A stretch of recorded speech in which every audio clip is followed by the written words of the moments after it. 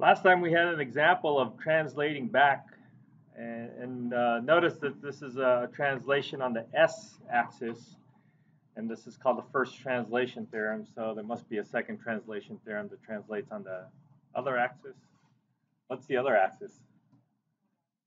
No. T, or S and T, remember real world and Laplace world. So this is a translation that's happening in the Laplace world. And so if we solve our algebra problem, and then we got something that looks like one of those Laplace formulas that we have, but it doesn't quite look like it. It looks like there's a little shift or a translation, then we can use this to get back to the real world. So I have an example here to try to get us kind of warmed up before we get onto the next translation theorem. And then we'll see how it goes from here.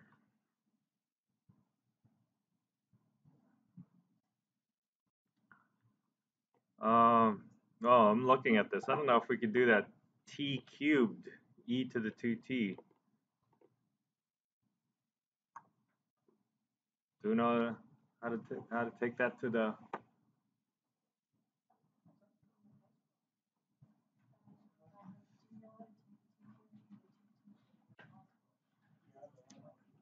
Yeah, I don't know. I think we might need some more information. So let's pick another one.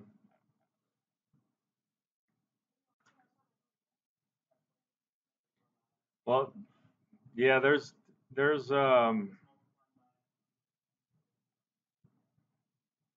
another one that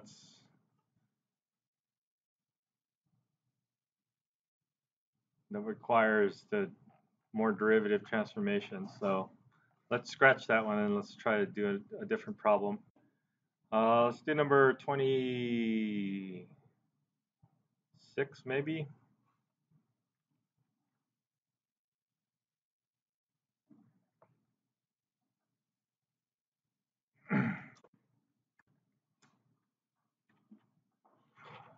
All right, so let's try to remember some of the transformations that you should know, and I'm hoping that we do enough of these that you'll actually end up accidentally memorizing it.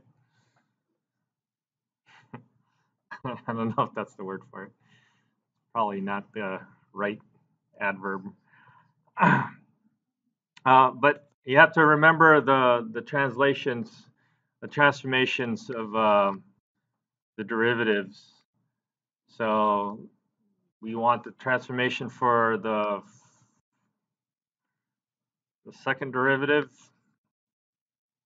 and the first derivative, but if we just try to remember the first derivative, the second derivative, we might remember the first one. You remember how it goes? It's like s squared or something, capital Y, s minus. So the powers of s go down, and then you start from y, and then you go. I think this is just y.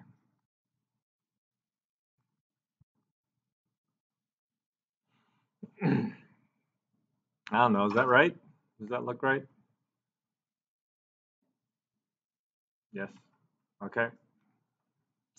So L of y prime is going to be s y s minus y 0.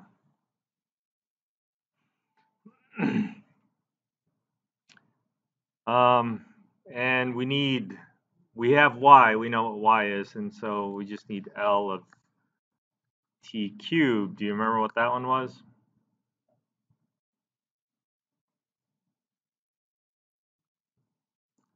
So the factorial goes on top, and then s, and then you add 1 to the power. Okay.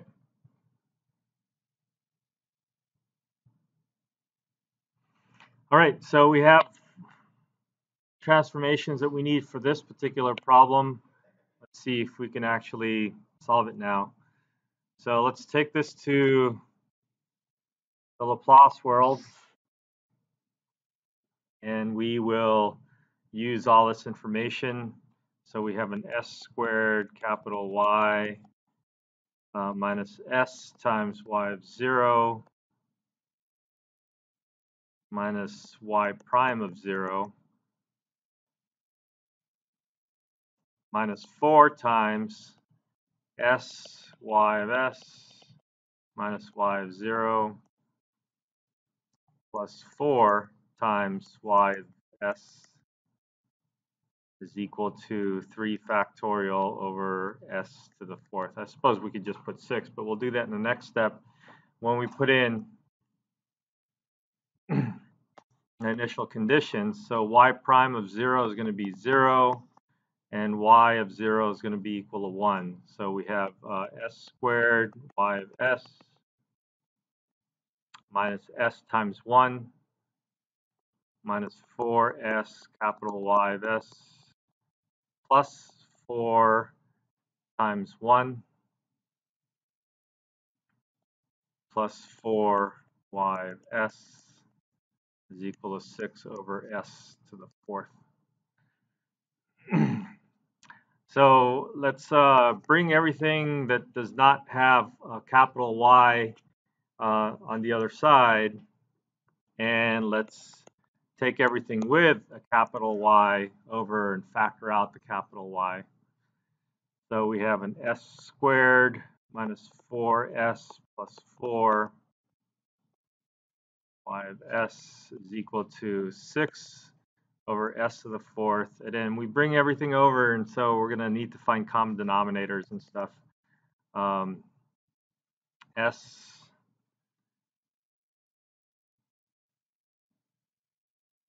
the minus s comes up to the other side as positive s, and then a positive 4 comes up on the other side as a negative.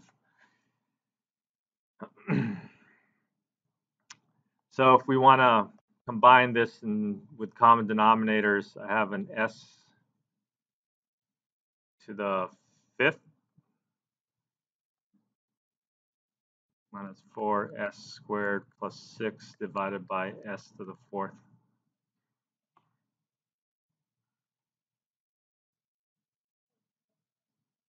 S to the 4th. And then 6.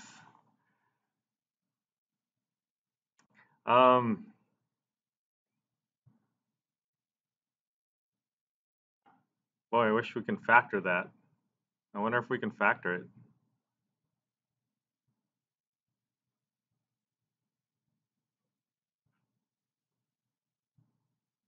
Well, anyways, so we're just doing algebra at this point, right? So y of s is equal to s to the 5th plus 4 s to the 4th plus 6 divided by s to the 4th times s squared minus 4s plus 4.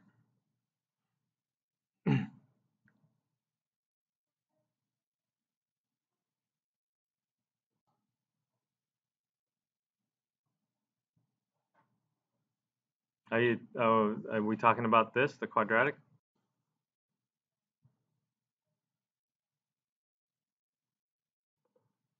So I got it from the double underlines here, s squared minus 4s and the plus 4. And so I left those on the other side and factor out in y, capital Y. Yeah.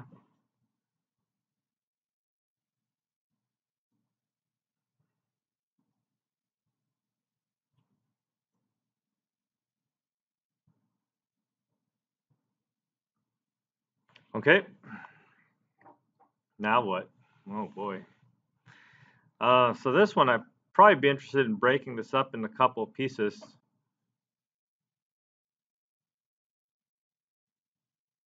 Can we factor this?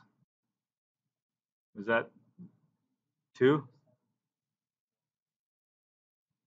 Yeah.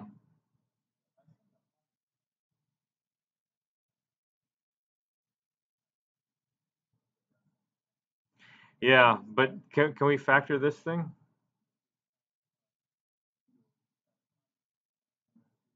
S minus 2 squared. So it looks like s to the 5th plus 4, s to the 4th plus 6 divided by s to the 4th, s minus 2 squared. So it looks like we could possibly do the partial fractions of this.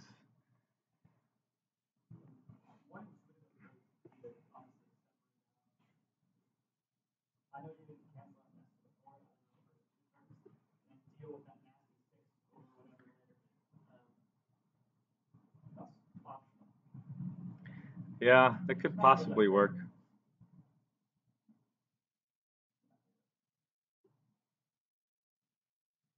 So we can cancel out a whole bunch of things. I don't know. I probably just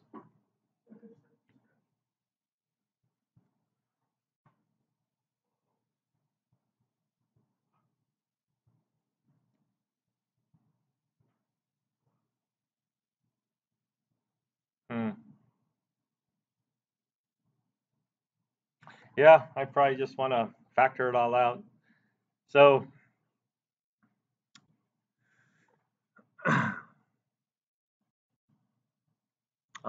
yes.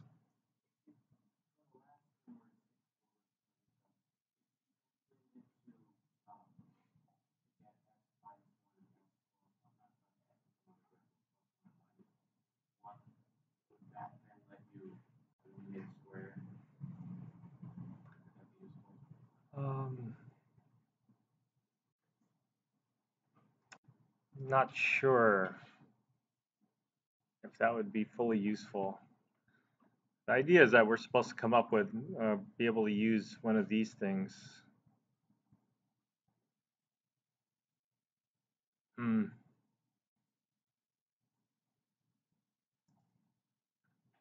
Yeah, I'm not sure. All right, well,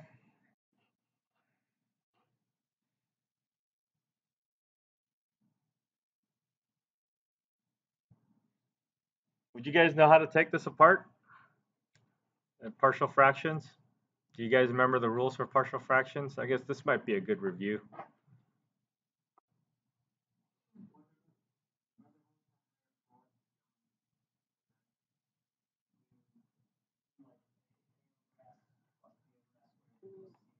Yeah. Well, the thing is that this isn't a quadratic or this is a I guess is a linear term with multiple roots, um, which is different from like an irreducible fourth degree polynomial, you know, because it's s minus 0 to the fourth power, and that's the linear part of it. So it's not it's not in one of those irreducible fourth degree polynomials. So since it's repeating, we have to kind of pile it on.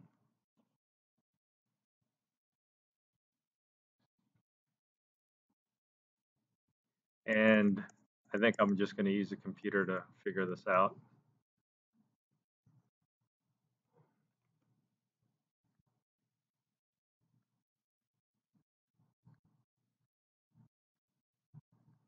And I don't know if this is the way that they wanted us to do it, because it seems like we should be able to invoke some sort of shift thing that's I'm not seeing so clearly here. So we'll just do it this way and get an answer.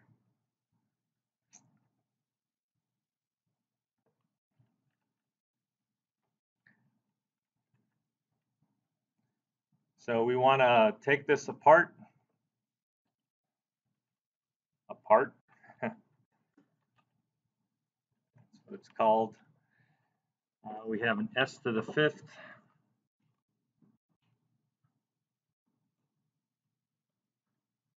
plus 4s to the fourth plus 6. And that whole thing is divided by s to the fourth s minus 2 quantity squared.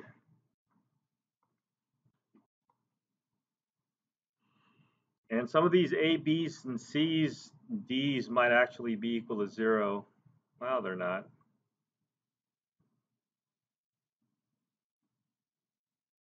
Yeah, so this makes me think that this is probably not the way that they intended this problem to be solved, but I can't quite see what they were looking for.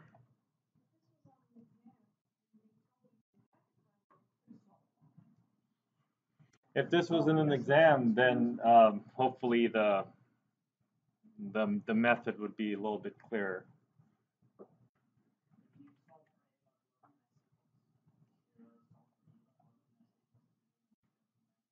Yeah, but I think what he was saying is that the whole thing is about shifting, right? So there should be some way you can solve it using shifts, but it's not. No, there's 2 over here that are shifted. All right, so this is the algebra. This is the rest of the algebra. Now you have y solved for. This is y. And it's equal to this thing. So now what we're going to do is we're going to take it back.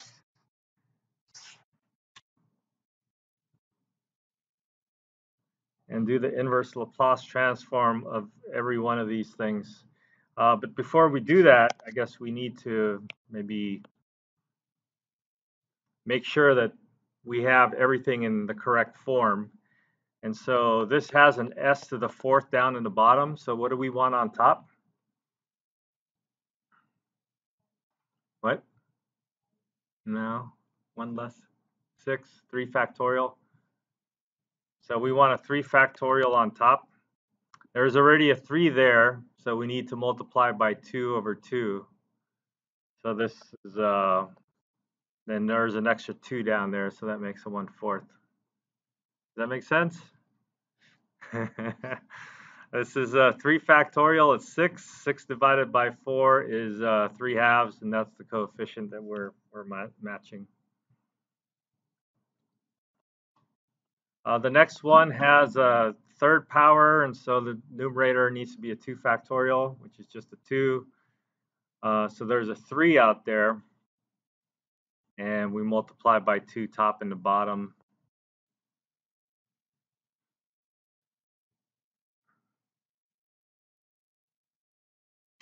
And then the next one is an s squared, and I think you just want a 1 there.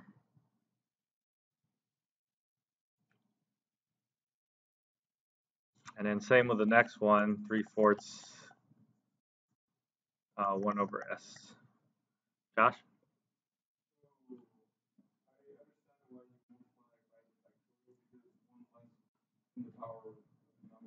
Yeah.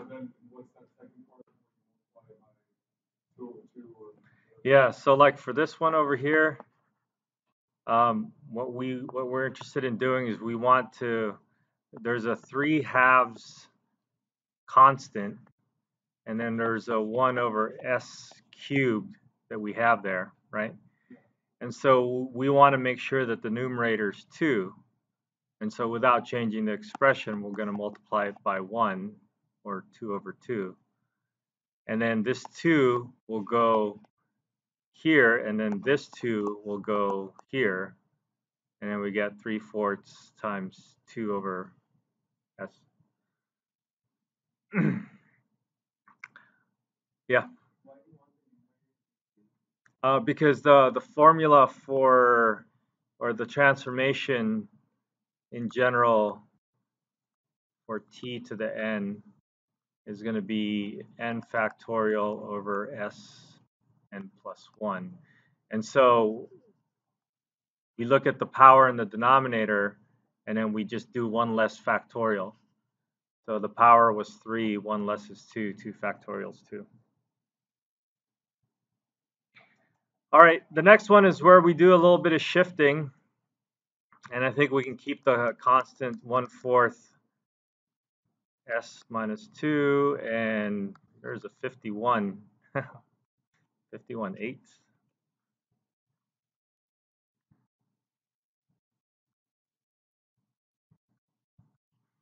So this would be similar to the 1 over s, except there's a shift, and so we'll figure out that shift. Okay. So now let's take it to the real world. Now we got our y of t is equal to a 1/4, and this is going to be t squared, third, t to the third, plus 3/4 t squared plus 9/8 t plus 3/4 times t to the 0, or just a constant. So that's taken care of up to here, and now this is going to require the shift. So there's a 1/4, and now this is just e. We don't even have to think about the shift. So e to the 2t, and now this is the one with a shift. So this is 51 over 8, and then there's a shift of e to the 2t, and then that's just a t. Ooh.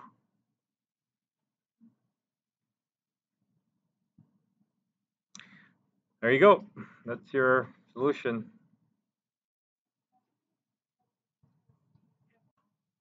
So this is that. This is this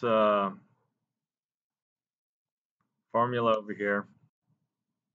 So we have to, I guess I think I did this last time. I didn't do it this time. There's an small intermediate step over here to say that this is 51 over 8 times 1 over s squared, and then your s shifted by 2. And so this 1 over s squared is just a t, transforms back to a t, and then the shift is by positive 2. So that's e to the 2t. So that's the shift that happens over here.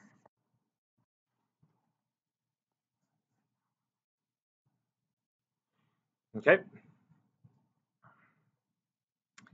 Boy, I thought that was going to be an easy example and we'd be done in 10 minutes. So that one took 20 minutes. It's okay. All right. Questions?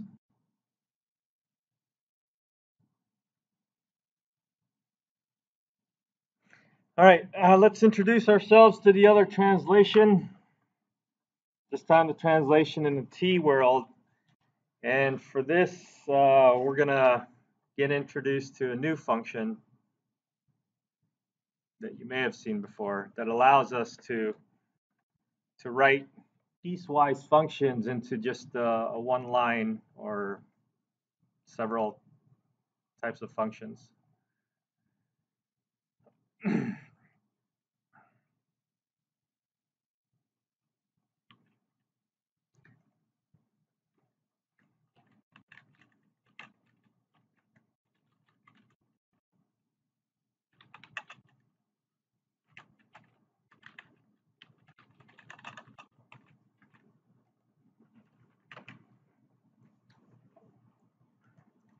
So we're going to talk about a translation in the t-axis this time, but for us to be able to talk about it nicely, we can introduce ourselves to this thing called a unit step function. It's also called the heaviside function because it's heavy on one side. Or it might have been named after a mathematician named Heaviside. I don't know.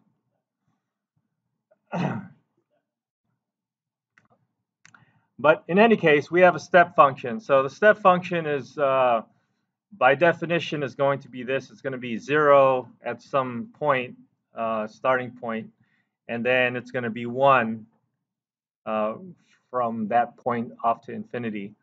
So it's going to be 0 on the left and 1 on the right. Um, and this is called a unit step function. Yeah. Yeah. It's defined when t is less than 0. It's defined to be 0, or depends on what a is. Yeah. So if a is equal to 0, then this is just a regular step function that goes from 0 to 1.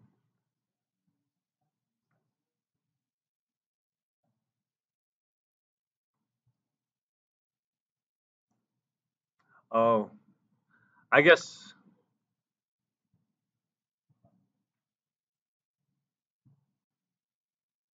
they're assuming that time starts at 0.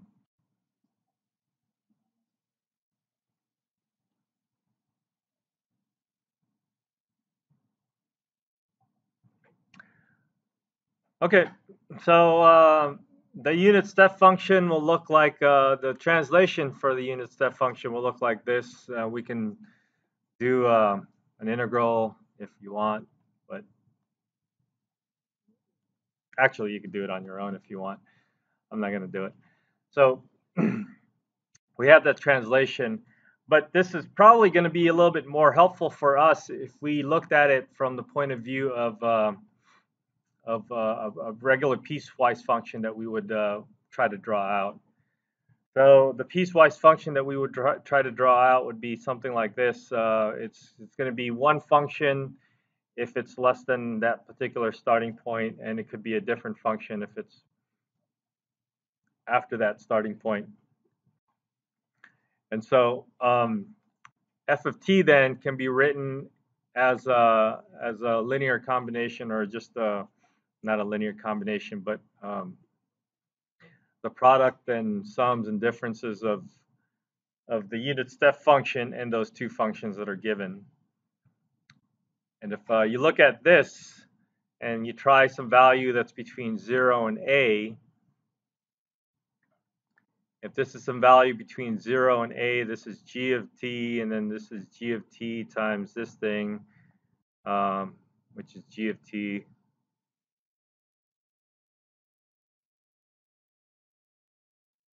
that right?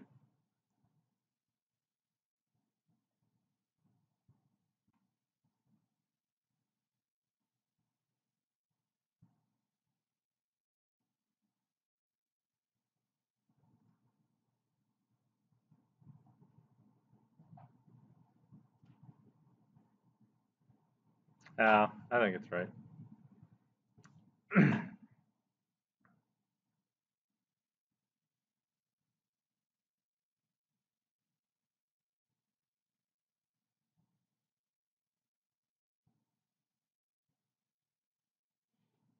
Yeah.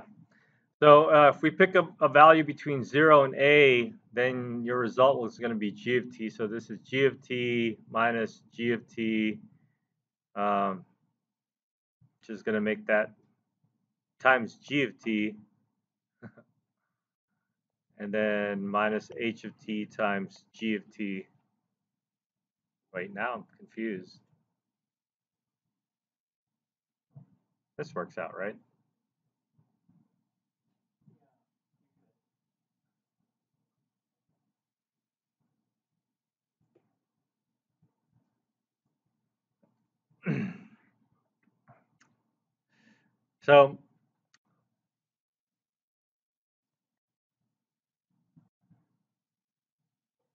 So now what we want to do is we want to find the Laplace transformation of this.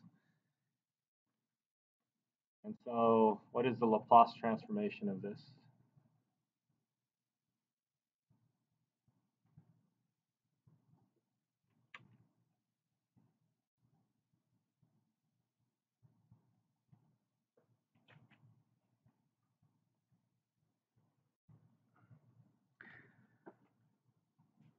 So the Laplace transformation of the translation is going to be some function times a unit step function is going to be transformed into the Laplace world is e to the negative as times f of s.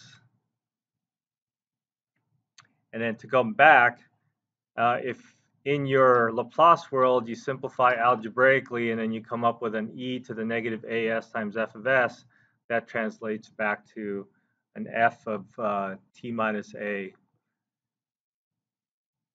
times the step function.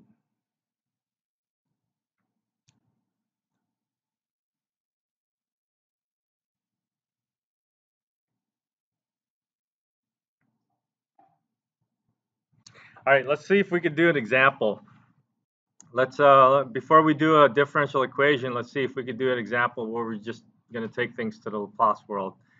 So let's see if there's examples here.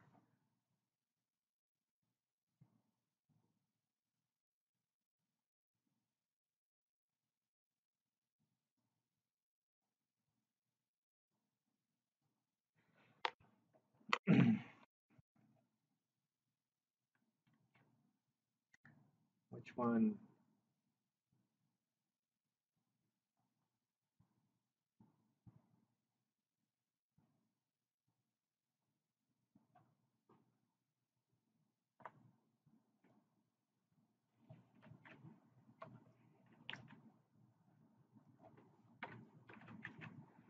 All right, let's do these two examples and see if we can understand what this theorem says.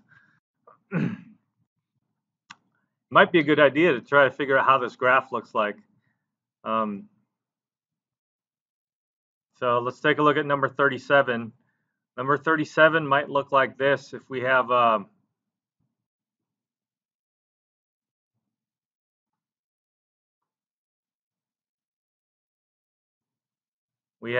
t minus 1 and shifted u is equal to 1. So I think this is going to be f of t is equal to t minus 1 times the u function, which is, again, which is 0 if 0 is less than, in this case, 1, and 1 if the t value is bigger than or equal to 1. So if we multiply this through, this is going to be equal to 0 for t less than 1, and it's going to be t minus 1 when t is bigger than or equal to 1. So how would the graph of that look like? If we try to graph this, this should look like 0 until we get to 1. And then it's a t minus 1, so it's like the t function. It starts off at 1. So this is your f of t graph. Okay? So now let's do the translation. So let's do L of this function. And according to this theorem, it's just going to be e to the minus 1 times s times f of s. Now, f of t, without the translation, is, I guess f wasn't a good function to use. It's going to be t.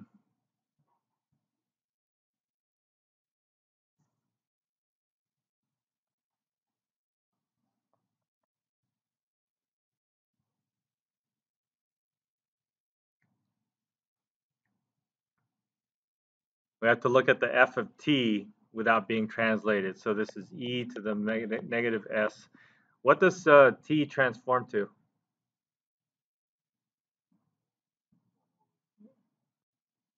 1 over s squared. So that's your translation, or that's your transformation.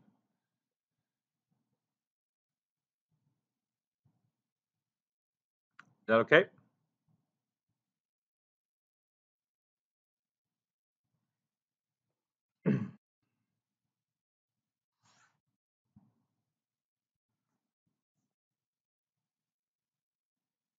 All right, let's try the next one.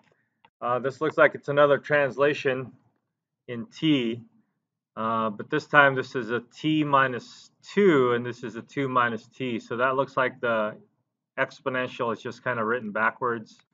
So this would be e to the negative t minus 2 times u t minus 2.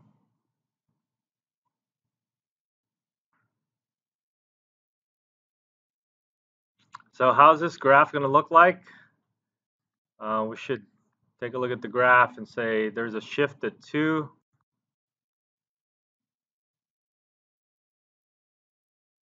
And then the usual exponential function, if we were to draw the exponential function, this is e to the 2t. The negative 2t would just go below. And so I think here you start with negative 1, and then you do the exponential function from here. You can draw the exponential function.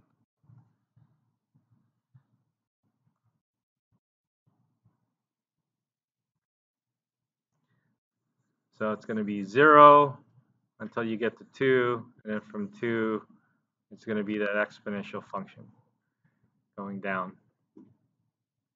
Is it going down? No, it's not.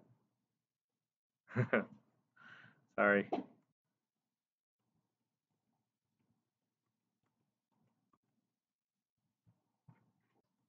I think it's going this way. Yeah.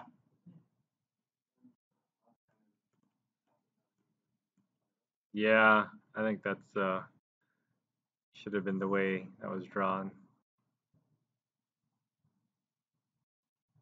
Like that? Yeah, I think so. And this is 1, yeah.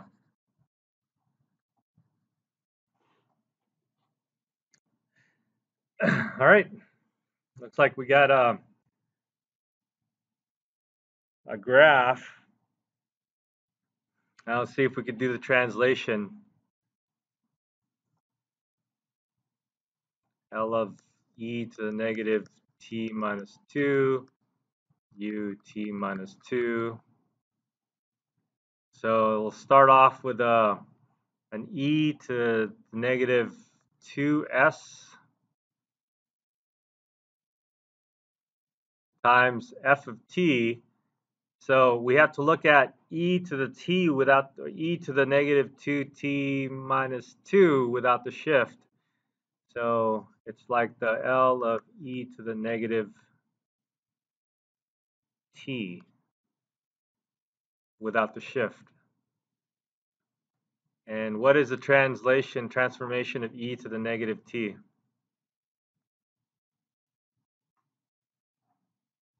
One over s minus 1 plus 1.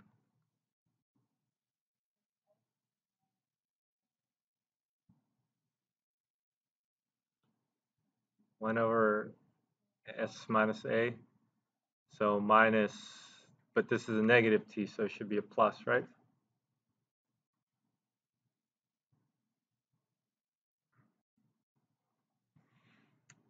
Okay. Is that translation okay?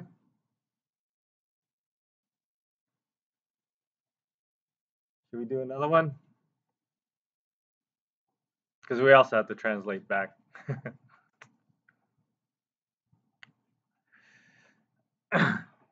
Let's try one more.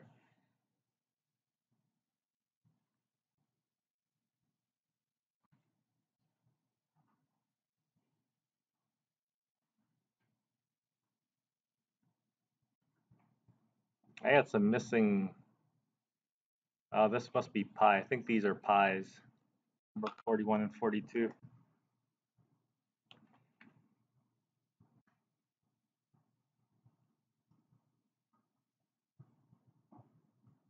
Let's do one more going to the Laplace world, and then we'll try to do some problems going back.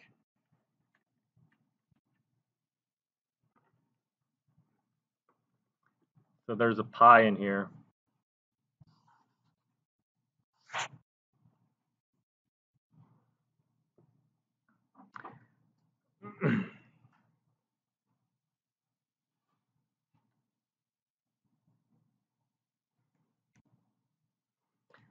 Okay, so this one, in this particular problem, we want it to look like t minus 2 or t minus pi over 2, right? Unfortunately, the sign doesn't look like that.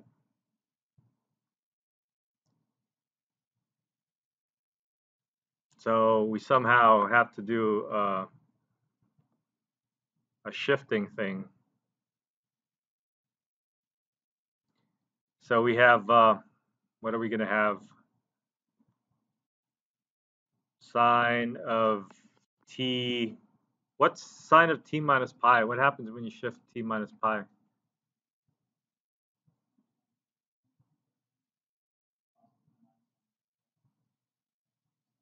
Does that become a cosine? What?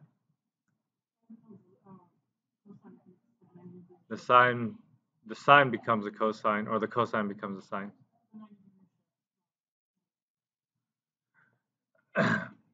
So, yeah.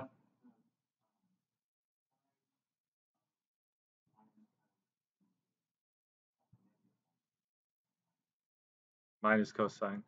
What's cosine of t minus pi over 2? Does that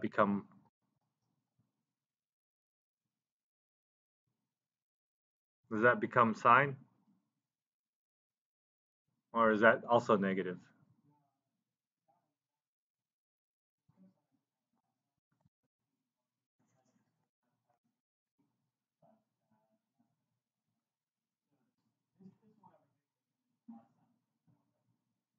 Okay. So what we want to do is we want this function over here to have the same shift as the Heaviside function for us to be able to use the formula. And so I think the thing to do here is to change this into a cosine. So because sine is equal to the cosine with a shift, we're going to use a cosine with a shift.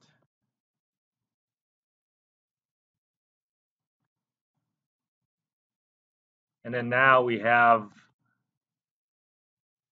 the function of that form, that these two things should be the same since the shift is the same. So the tricky part is for you to try to figure out what this shift is on this function and then attach it to that particular function. Okay? So now it's just a cosine with a shift. So this is going to be e to the negative pi over 2s times the Laplace transform of the cosine function.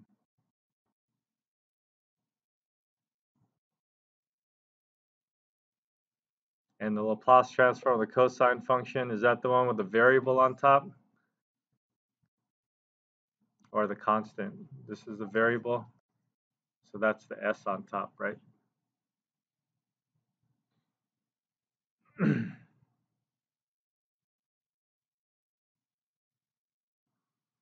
Okay.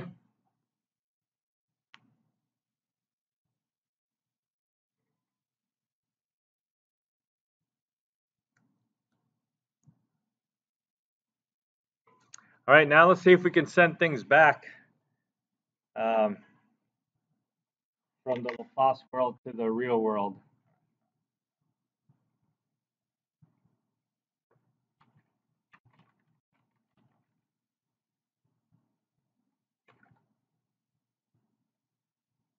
Let's do a few of these problems, maybe number 46 and 48.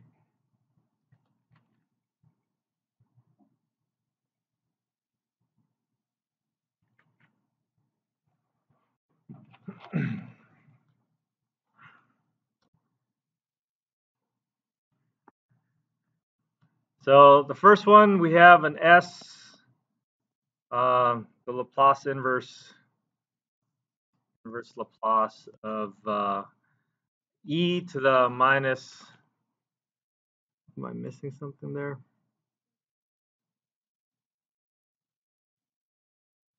Should we say that's pi?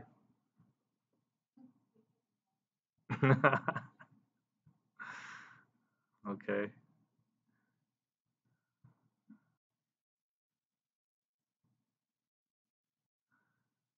Just make it 1. It might be a pi over 2 times s. I think it's a pi over 2.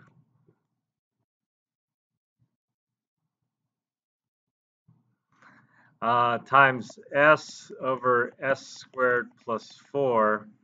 So the Laplace, the inverse Laplace transform would just kind of take a look at this, take this into consideration, and call this f of s, which means f of t is equal to, this is the cosine, right?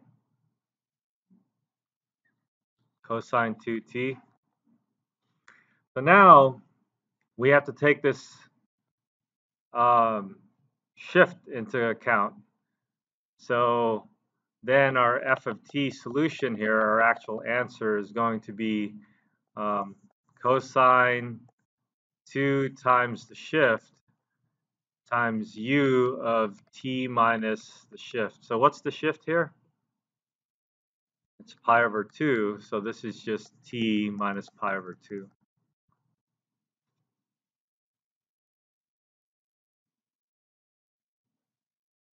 And you can do whatever trig you want to do here. You can distribute the 2t, and then so the shift of pi for the cosine is going to make it negative cosine or something.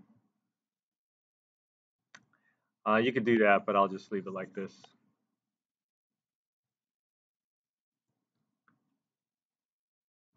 Okay, so the inverse might be a little bit more manageable.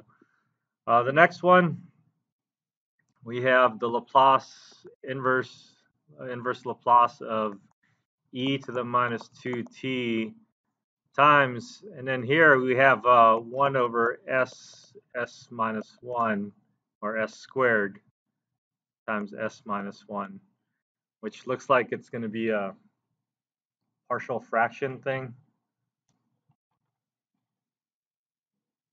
So I'm going to use this to take it apart.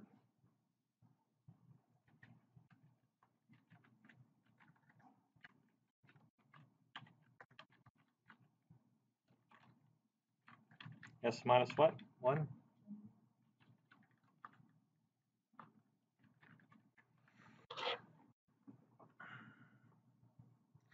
So negative 1 over s squared, negative 1 over s, and positive s minus 1. So the inverse Laplace of the shift. So we're going to consider the shift after we figure out these little pieces. Negative 1 over s squared minus 1 over s. Was it a plus? Over s minus 1. Let me just double check. Plus.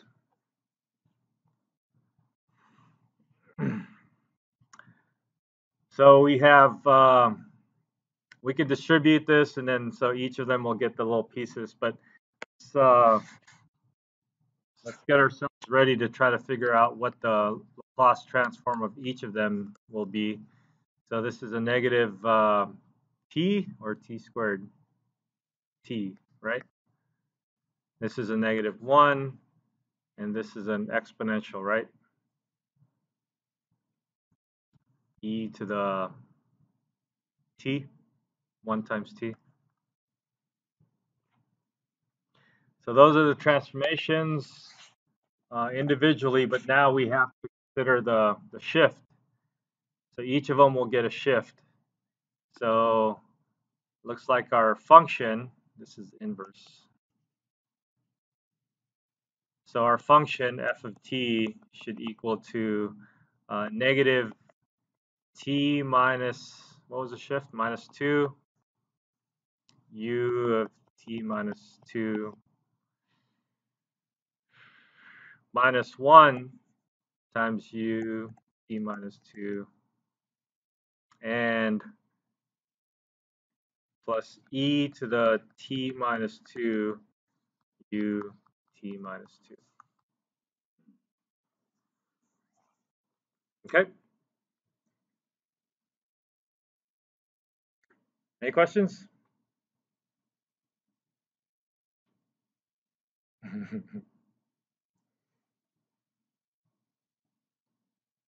So is this how does this compare with series? Is this easier or more difficult?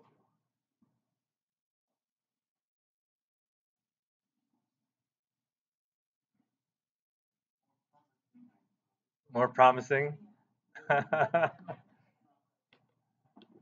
Promising. All right, let's see if we can actually do a differential equation using some of this information that we just got. Let's see, 64 maybe.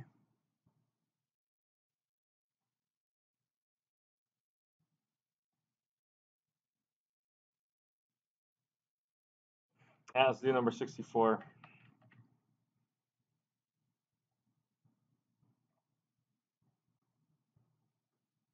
I wonder if this is enough room.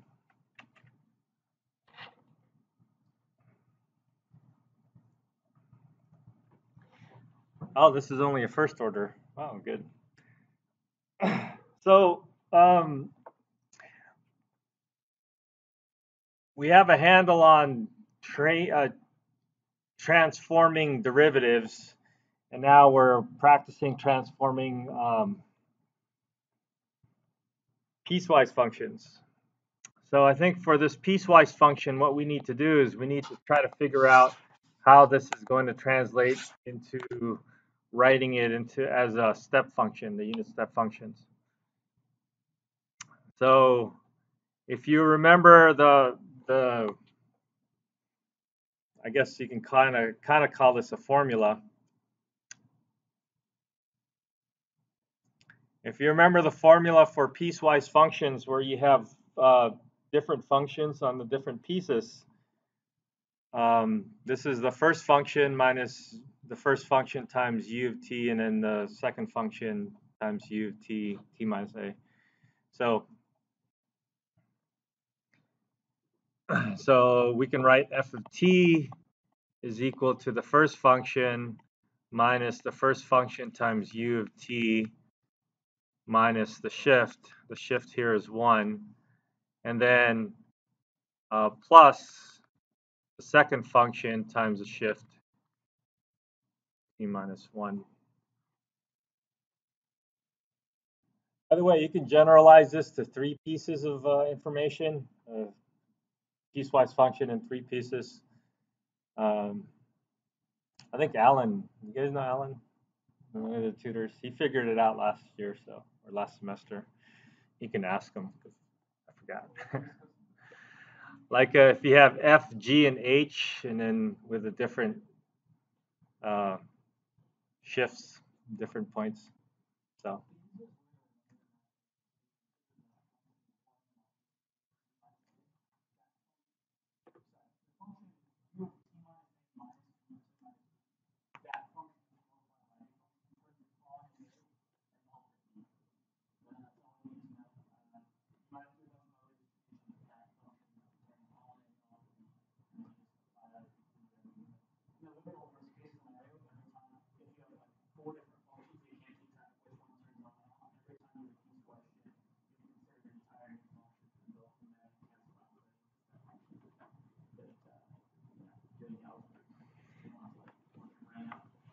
All right, you can do that too. So we have 1 minus 2 u t minus 1, I think it boils down to, right?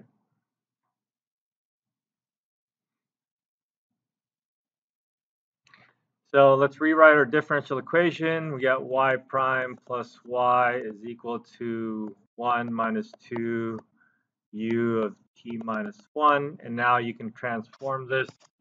Let's bring this to the Laplace world. And then this is going to be s, capital Y, minus y of 0 plus capital Y is equal to, now the 1 translates into just 1 over s. And then now the 2 times u of t translates to e to the minus 1 times s times 1, the transform of 1.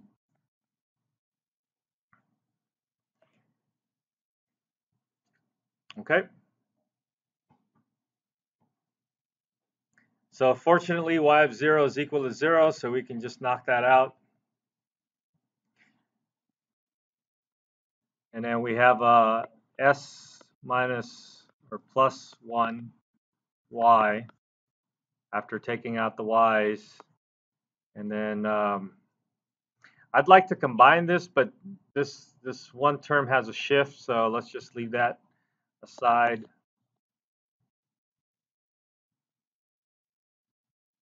And then if we divide by s plus 1 on both sides, we're going to get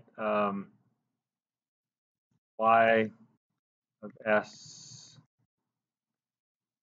is equal to 1 over s plus 1, and then minus 2e to the negative s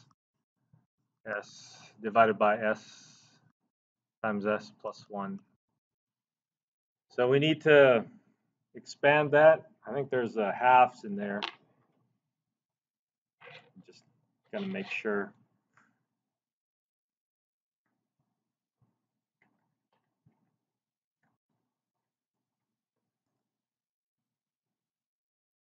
Uh, 1 over s minus 1 over s plus 1.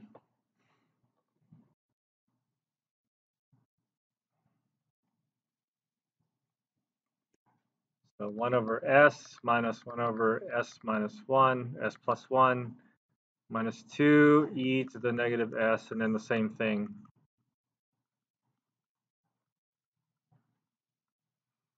Okay, so now let's translate that back to the real world.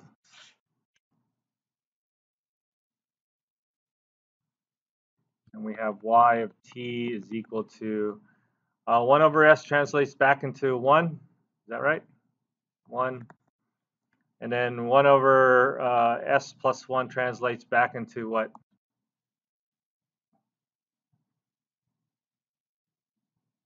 To what? What?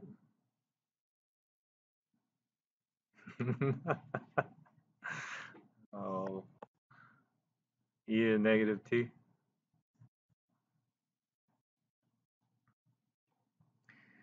All right.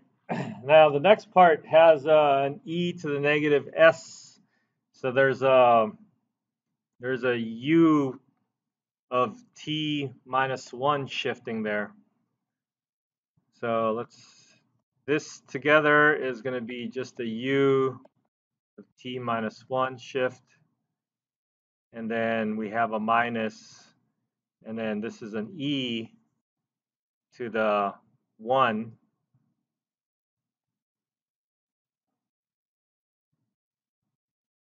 with a shift.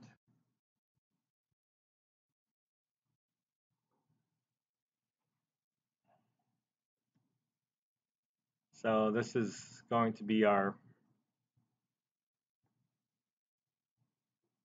solution.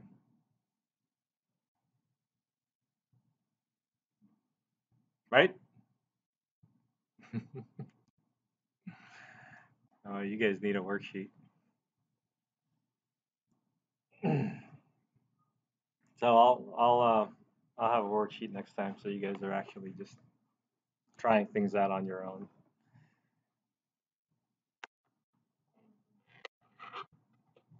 Instead of watching me blank faces.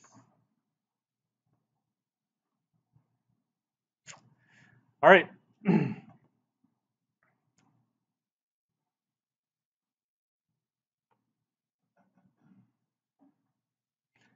So let's take a look at another. I was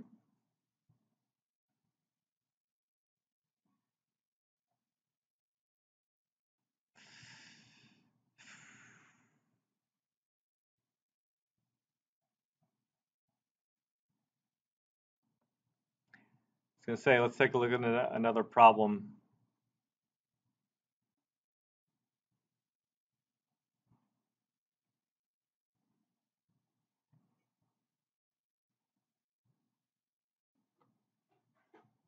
Well, the other part of this is being able to graph this. So I'm hoping that as we're doing some of these problems, as you're doing some of these problems, you might be able to, or you might try to graph them just to see how they look like.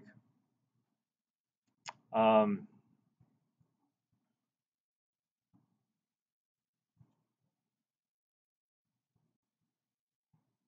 I don't know if my grapher has a heavy side function defined.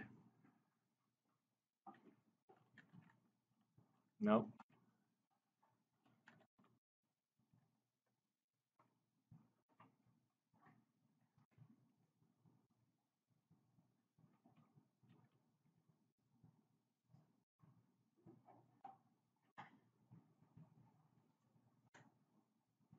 Because it might be interesting to see how these things look like.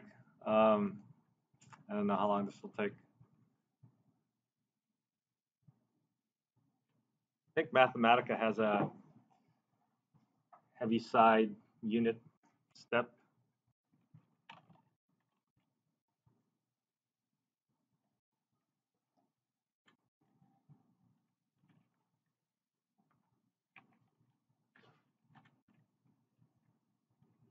Let's see.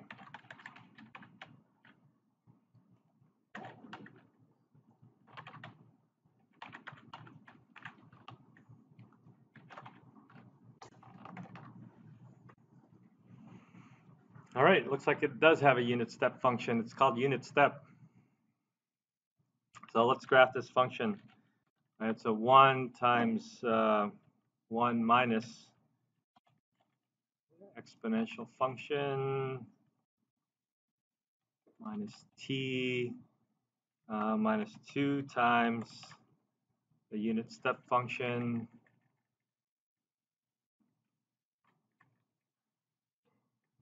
with 1 minus exponential function again minus t minus 1 times the unit step function 1. Oops.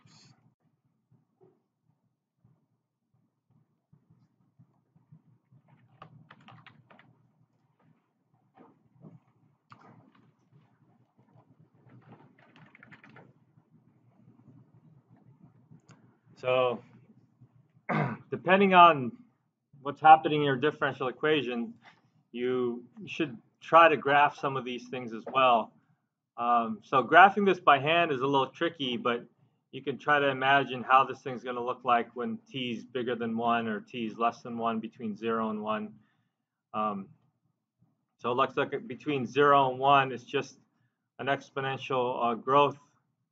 1 minus, I guess it's not quite an exponential growth. It's like 1 minus e to the negative t going up. And then from there, you factor on this 2 times all this other stuff. So when you guys are doing your homework for this section, what I would like to try to encourage you to do is get some sort of graphing device, whether it be some online graphing program or your graphing calculators, and see if you can picture how these curves might look like. Okay. Whew, I think that might be enough for today. So next time, what we'll do is maybe I'll give you a quiz on these problems on transforming things from the real world to the Laplace world and back on Thursday. Yeah, this Thursday. All right, see you guys.